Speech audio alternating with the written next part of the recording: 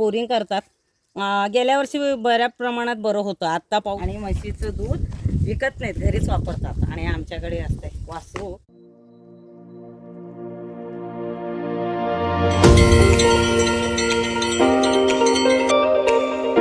आता शेतात आलोय तर इथलं मी तुम्हाला दाखवते. ऊन खूप आहे आणि त्या आधीच घर होतं शेतातलं जे आता पडलं आणि हे बैल बारदाना असतोच. इथे तर गिडात रे बसरी गेडा बोलतात कन्नड, मराठीत पिंपळाचं.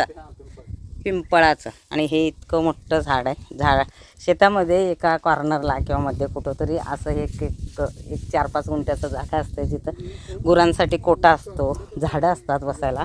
आणि हे मी तुम्हाला दाखवते, इतकं मोठं झाड आणि इतकं थंड वाढतं, इतकं कडक ऊन असून सुद्धा. पिंपळाचं झाड बघा, नाही म्हणलं तर किती फुटन किती हे आहे काही अंदाज येत नाही. ह्याचा किती वर्ष जुने ते पण माहिती नाही. हे सर साडेतात रे 100 वर्षांचं. हां, जे शेती करतात ना त्यांची ओळख करून देते. आकडे कॅमेरा फिरवतो, बैलगाडी आहे इथं त्या बाजूला थांबलेत. तर हे शेती करतात, खूप छान करतात आणि वय खूप कमी येतात रे वया 30. आणि बरेचशी शेती आहेत ही, आमची सगळी शेतीची निगा तेच राखतात. तर इथे जे आहेत ते गुरंढोरं दाखवते तुम्हाला. गाय पण दिसते, तिकडं म्हैस आहे आणि म्हशीचं दूध विकत नाहीत, घरीच वापरतात. आणि आमच्याकडे असते वासरू. आणि हे इकडं आहे, हा चारा आहे पूर्ण ह्याचा. तिकडं आता आकडे येतात रे बघा, महाराज नाही हे बोलतात ते कन्नड बोलतात. इथे हा लेट ಕೊಡ್ತದ रे इतर व्यवस्थापक ಮಾಡ್ಬೇಕಾಗ್ತದೆ. ನೀವು ಮರಾಠಿ ಬರ್ತದಲ್ಲ, त्यांना मराठी येते पण मला कन्नड बोलायची सवय आहे. अरे तो काय थोडी काय करतो, काय नाही करतो. गरीब आता गरीब आहे, मारत नाही बोलतात. त्यांना माया लावलं की झालं. पांढरा येदुरी आकडे तो किलारी जोडी. हे बघा शिंग बघा कसे आहेत. त्याचा पण ते पिलो आहे ते पण तिकडचं त्या ह्याच्याने. आणि हे सगळं ऊसाचंच हे आहे ना, कडबा जो आहे ते वापरण्यामध्ये. आणि इकडे बघा एक तिथे बैल आहेत. बैलाजवळ नाही जायचं, बैल बैल मारतो. हा. आणि हे जे ह्यांचं सगळं असतं तिकडे दाखवते शेणखत, हे दाखवतो. ऊन एवढं यायला लागलंय डोळ्यावरती. आणि हे दोन्ही चांगले रूम होते. आमच्याकडून ह्याची निगा नाही झाली तर लक्ष द्यावं लागेल.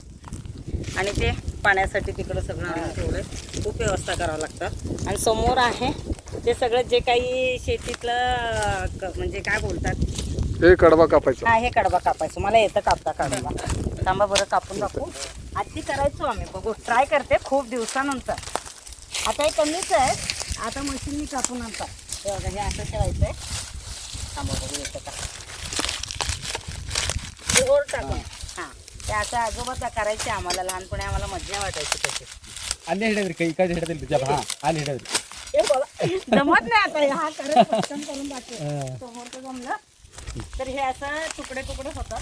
आणि मेन शेणखत आहे ते खूप महाग असतं. हे कसं चिंतन टाकतं आपण अगर विकलं तर?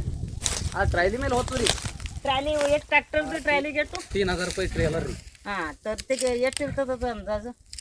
ट्रेलर री पण आता भेटतच नाही यार, गोळ्या मारताना. आता हे पूर्ण जमा करतात. हे सगळ्यात सेंद्रिय खत ह्याला बोलतात ना पूर्ण. आणि हे आता राब केलं ना तेव्हा त्याला सगळं हे करायचं असतं, वापरायचं असतं. हे बघा, हे किती महिन्याचं आहे? हे 8 महिन्याचं आहे. 8 महिन्याचं आहे. आणि मागे आल्यावर मला वाटतं त्याचा फोटो होता. तू किती वर्षाचा बैल तिकडे दाखवा. बैलचा नाही त्याचा होता. त्याचं होतं. तू किती महिन्याचा होता तुम्ही फोटो काढून आणलं तेव्हा? 8 महिन्याचं होतं मॅडम. आता किती येते? आता 2-3 वर्षाचं आहे. 3 वर्षाचं. आणि हे आपण ठेवलं तर ठीक आहे, अजून 1-2 वर्ष झालं विकलं तर कितीला जाईल ते? आता जवळजवळ 40,000ला काय तर जात आहे मॅडम. पण निगा खूप करावं लागतं. हा खूप करतो. आत्ताचे मुलं शेतीकडे दुर्लक्ष करतात असं वाटतंय तुम्हाला. हे उदाहरण आहे.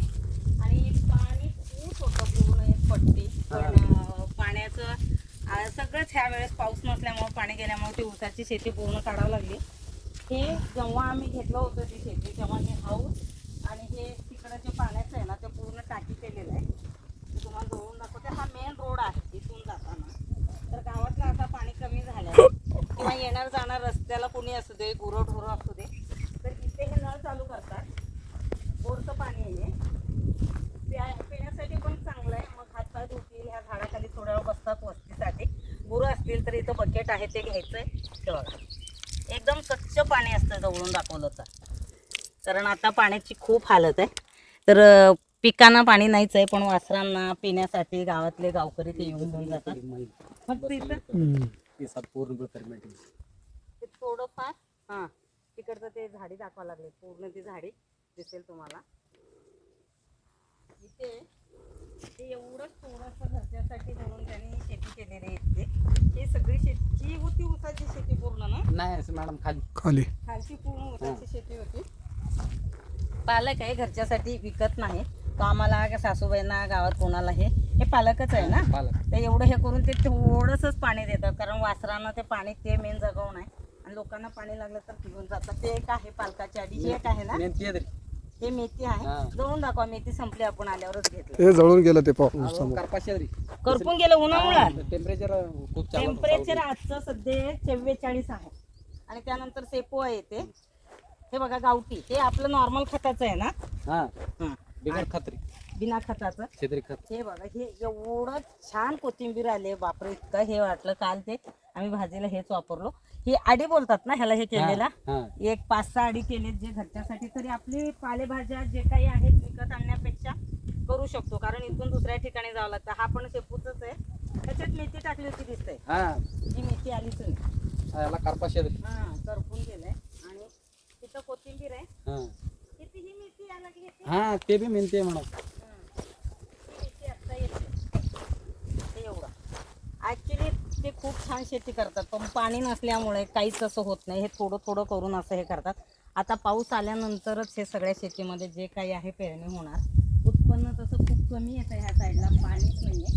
ती विहीर होती तिथं पूर्ण पाणी गेलेलं आहे, आणि त्यात फक्त आता झाडं दिसत आहेत. खूप मोठी विहीर होती. सर बोलतात जेव्हा ते यायचे, कसं होतं तेव्हा विहीर, तुम्ही स्वतः यायचे तर? हे काय पाण्याचं पाईपलाईन आहे, आम्हाला भीती वाटत होती इथं. हे अख्खं भरलेलं तुडूंब बसायचं.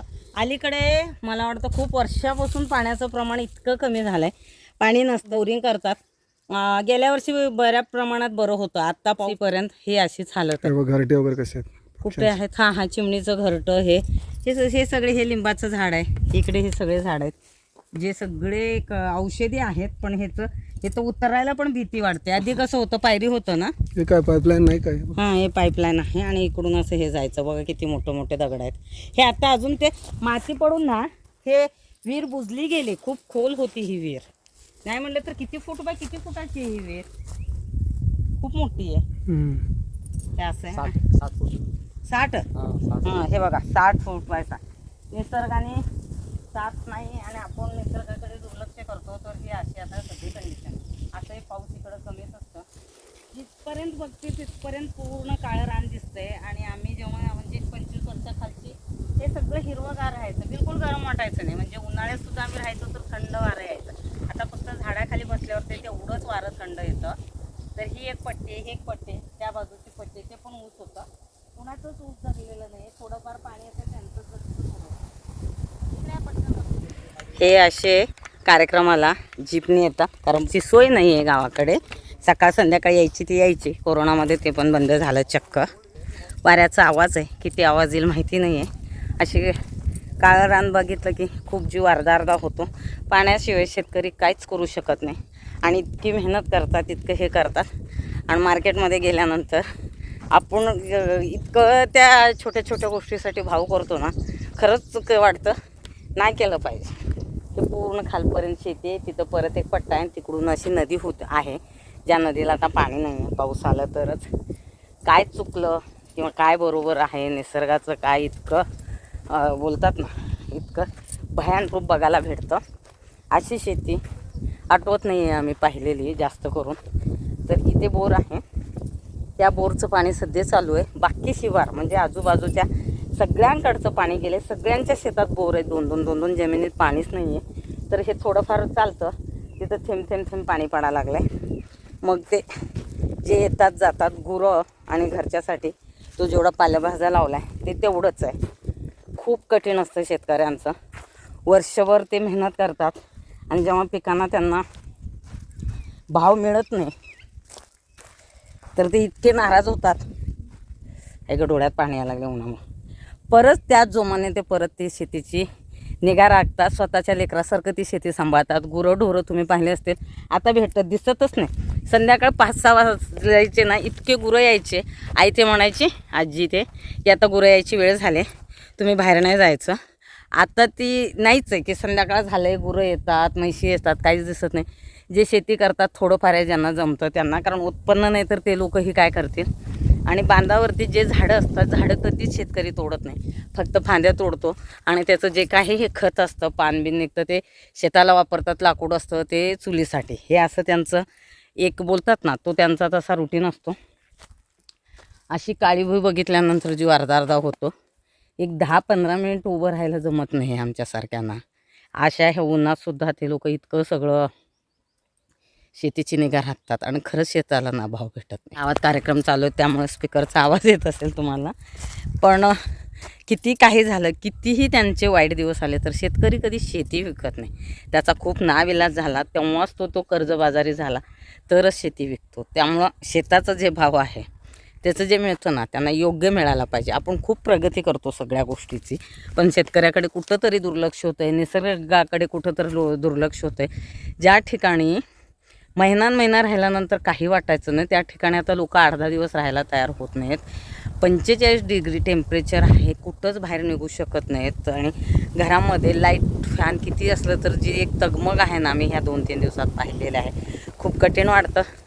तर आता वेळ झाले, ही शेती तो खूप छान करतो. नाही म्हणलं तरी आता 7-8 वर्ष सासरे होते तेव्हा सगळे पाहायचे, दीर ते मिळून. आता तेही कामात बिझी असतात, आम्ही तिकडं असतो, त्यामुळं आम्ही त्याला करायला दिलेले, त्याला जसं जमतं तसा तो करतो. पण शेताची निगा खूप छान राखतो.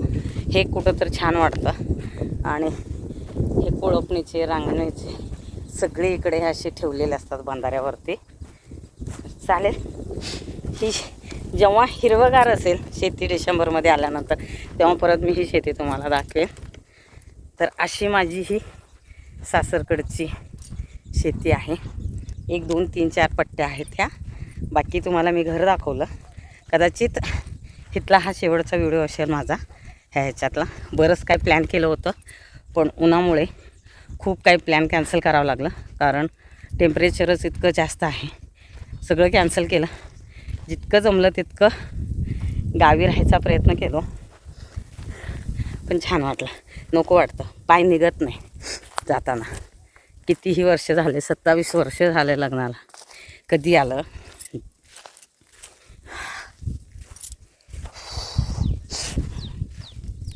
आजही डोळे पाण होतात निघताना, किती काही झालं तरी.